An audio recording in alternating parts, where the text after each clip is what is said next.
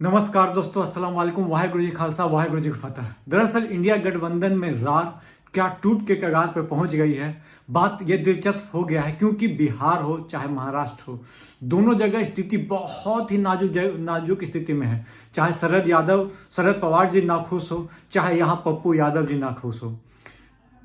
आपको मैं बता रहा हूं, पूरा विस्तार से इस वीडियो में हम चर्चा करने जा रहे हैं कि सीट दरअसल 23 वो नाम का अनाउंसमेंट हुआ बीजेपी की तरफ से महाराष्ट्र में। उसके बाद उद्धव ठाकरे की शिवसेना ने 17 नामों का ऐलान किया। 17 नामों का ऐलान करने में 3 सीट जो है कांग्रेस जिस पे आपत्ति उठा रही है। उससे पहले मैं आपको बता दूं, शरद पवार चाहते थे कि भाई जब पूरा गठबंधन अनाउंस हो जाए, कितना सीट पे लड़ेगा, इतना सीट पे लड़ेगा, उसके बाद हम लोग से एक साथ प्रेस कॉन्फ्रेंस करें और उम्मीदवारों का नाम तय कर दें या अनाउंस कर दें, या कम से कम एक साथ प्रेस कॉन्फ्रेंस करके हम अनाउंस करें। शरद पवार इसलिए गुस्सा में है।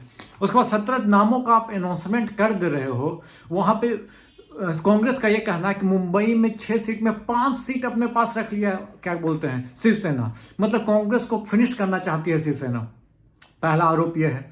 दूसरा आरोप यह है, वहां के संजय निरुपम जो है उत्तर पश्चिम है, हाँ उत्तर पश्चिम से मुंबई से है। संजय निरुपम ने अपने दावा ठोका था, ठीक है, वहां पे काम कर रहे होंगे। उनका कहना यह है कि क्या बोलते, खिचड़ी चोर जो अमोल कीर्तिकर हैं, उनको टिकट दिया गया, मैं उनके लिए कंपेन नहीं करूंगा। दरअसल बात यहां पर अटक गई भाई। उसके बाद 2 सीट और भी हैं। एक है आपको संगाली का, और एक और चंद्रहूर पाटिल है संगाली से, उद्धव ठाकरे गुट की तरफ से चुनाव लड़ेंगे। उस पर भी बाला साहब थोराट ने आपत्ति उठाई है। देखना दिलचस्प ये है कि क्या उद्धव ठाकरे मानते हैं या नहीं मानते हैं। क्या इससे इंडिया गठबंधन में दरार और बढ़ जाएगी। क्या हो सकता है कि उद्धव ठाकरे चल जाए उधर साइड, बीजेपी के साइड। लेकिन वहां भी आसान नहीं है दोस्तों। 23 गोद को उम्मीदवार तो उतार दिए हैं नाम, लेकिन वहां भी एनसीपी है, क्या बोलते हैं, अजित पवार वाली, वहीं पे एकनाथ शिंदे जी हैं, उनको भी सीट चाहिए। यदि उद्धव ठाकरे वहां चल जाते हैं तो फिर पचड़े में फंस जाएंगे। लेकिन यहां आपकी दरार इसलिए बढ़ जा रही है क्योंकि आप एक गठबंधन में एक लाइन होता है, उसके तहत आपको चलना होता है। यदि दिक्कत हो कि यदि आज लाइन फंस गई, महाविकास आघाड़ी की लाइन यदि फंस जाती है लोकसभा चुनाव में, तो तुरंत भर में विधानसभा चुनाव होना है, तब फिर कैसे इकट्ठा बैठेंगे सब लोग।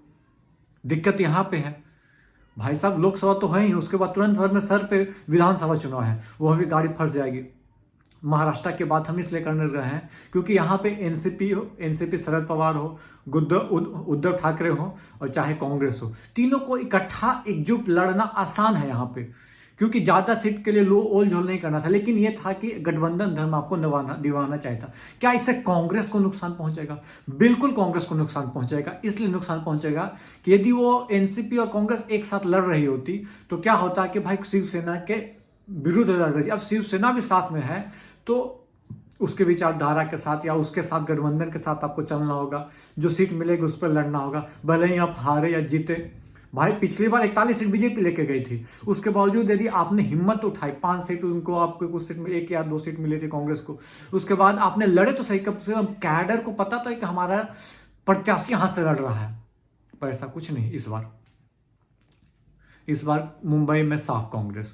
चलिए अब हम आते हैं मुंबई के बाद आते हैं बिहार पर, क्योंकि देखिए वहां 48 सीट, यहाँ 40 सीट। ये दोनों का समीकरण इसलिए मजबूत है क्योंकि 40 में 39 बीजेपी के पास है, एनडीए के पास है। वहां पे 48 में 41, तो 41 से 39 कितना होता है? 80 सीट एनडीए के पास है दोस्तों। यहां दरार यदि पड़ जाता है, यदि इकट्ठे नहीं लड़ पाते हैं, तो होगा ये कि डायरेक्टली फायदा किसको मिलेगा? एनडीए बीजेपी के खाते में। क्यों फायदा मिलेगा उस पर हम चर्चा करेंगे। सबसे पहले हम बात करते हैं, पप्पू यादव जी को वादा किया गया था, चाहे वो प्रियंका गांधी की तरफ से हो, चाहे वो राहुल गांधी जी की तरफ से हो, चाहे रंजीत रंजन की तरफ से हो, वादा किया गया था या बोला गया था कि आप पूर्णिया में काम करो, आपको टिकट मिलेगा। लेकिन खेल यहां हो गया, आरजेडी ने खेल कर दिया आपको, क्या बोलते हैं, पप्पू यादव के साथ। पप्पू यादव दरअसल कांग्रेस में सम्मिलित होने से पहले एक रात मिलने जाते हैं। वहां पे उनसे लालू यादव से बात होती है। लालू यादव बोलते हैं आप मधेपुरा से लड़ो यहां से, क्योंकि वो वादा कर चुके थे। पहले उनको पता नहीं था कि भाई पप्पू यादव हमारे टीम में आ जाएगी, और उसलिए वो वादा किए थे कि इनको बीमा भारती ने बाकायदा आज पोस्ट भी और बाकायदा तारीख भी बता दिया कि किस तारीख को हम नामांकन करने जा रहे हैं। 3 तारीख उन्होंने बोला है कि नामांकन करेंगे। दरअसल दिल्ली में कल ही तेजस्वी यादव ने प्रेस कॉन्फ्रेंस की, उसमें बताया कि कोई भी गड़बड़ नहीं है, हम लोग कांग्रेस के पुराने एलाय हैं और साथ में काम करेंगे। 8-9 सीटों की बात हुई है। जैसे 8-9 सीटें क्या, जैसे 70 सीट कांग्रेस को दी गई थी विधानसभा में, तो कुछ इतनी डिफिकल्ट सीट थी जो कि शायद कांग्रेस के लिए निकाल पाना आसान नहीं था।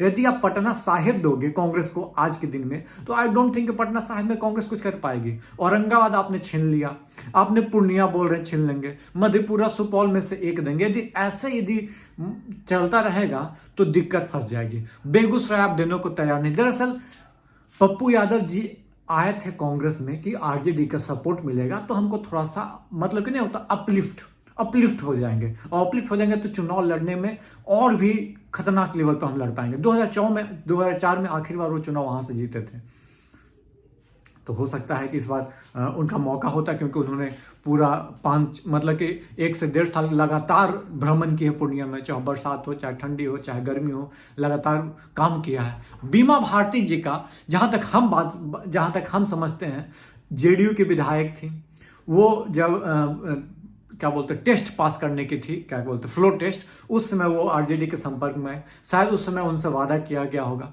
लेकिन दोस्त, जो आपका आज का दोस्त है उस पर विश्वास आप कीजिएगा, जो पहले से आ रहा है उस पर विश्वास कीजिएगा। हमको लगता है जो पहले से और जिनका पकड़ बड़े लेवल पे है, पूर्णिया से भाई सांसद रह चुका है, जो लगातार 1.5 साल से काम कर रहा है पूरा पूर्णिया में, आई थिंक पप्पू यादव के पास से सीट जानी चाहिए।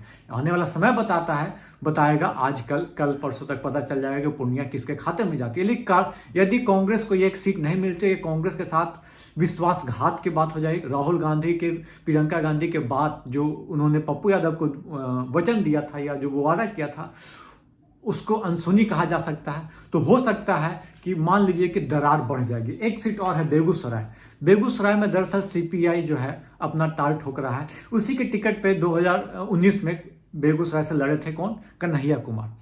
तो कन्हैया पे भी अड़ी है, या तो कन्हैया वहां बेगूसराय से लड़े, या तो आपको नॉर्थ ईस्ट दिल्ली मनोज तिवारी के खिलाफ लड़ेंगे।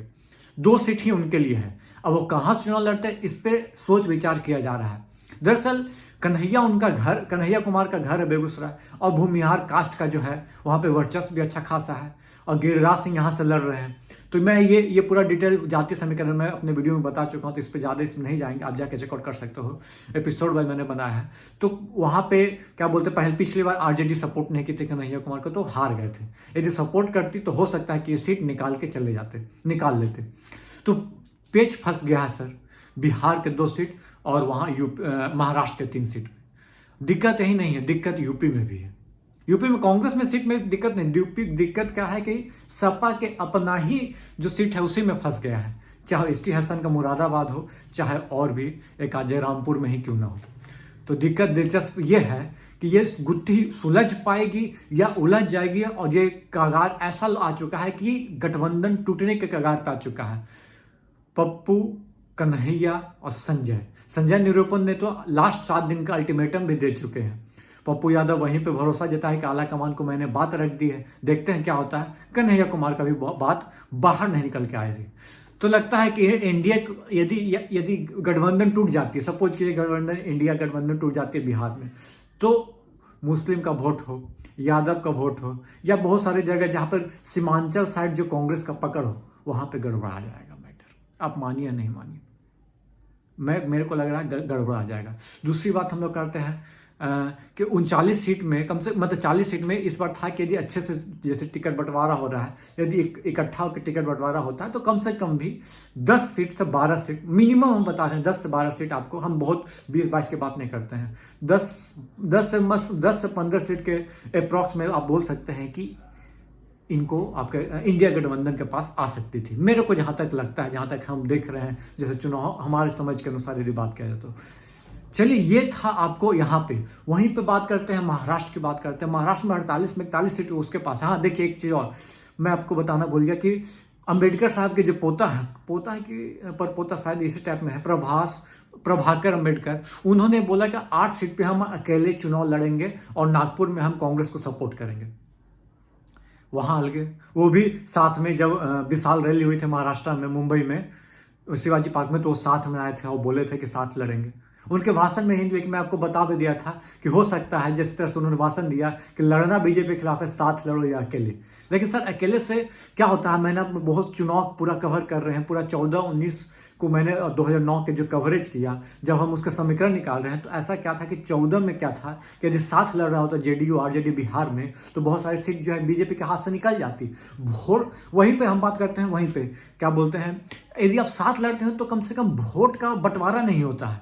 इससे क्या होता है कि आपके पास जो है क्या बोलते हैं, इकट्ठा या तो टीम ए के पास जाएगा, टीम बी के पास जाएगा, या तो इंडिया के पास जाएगा, इंडिया गठबंधन के पास। ऐसा नहीं हो कि थर्ड पार्टी के पास भी जाएगा, वोट कटेगा। इससे बहुत हानि होती है। हम बता दे रहे हैं कि वही हानि होने वाली, यदि कांग्रेस वहां से तो पता नहीं हुआ, तो तृणमूल कांग्रेस पे डिपेंडेंट थी, उन्होंने लास्ट में हाथ छोड़ दिया, साथ छोड़ दिया।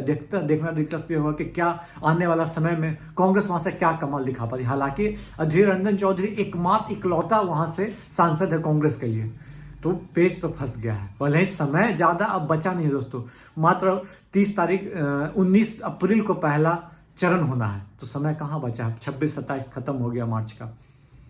देखिए कितना जल्दी इसका उपाय निकलता है, कितना जल्दी ये सीट मतलब उलझी हुई गुत्थी सुलझती है, आने वाला समय बताएगा। आपको क्या लगता है प्लीज कमेंट बॉक्स में कमेंट करके जरूर बताइएगा। धन्यवाद। जय हिंद, जय भारत, जय बिहार, जय महाराष्ट्र, जय इंडिया। धन्यवाद।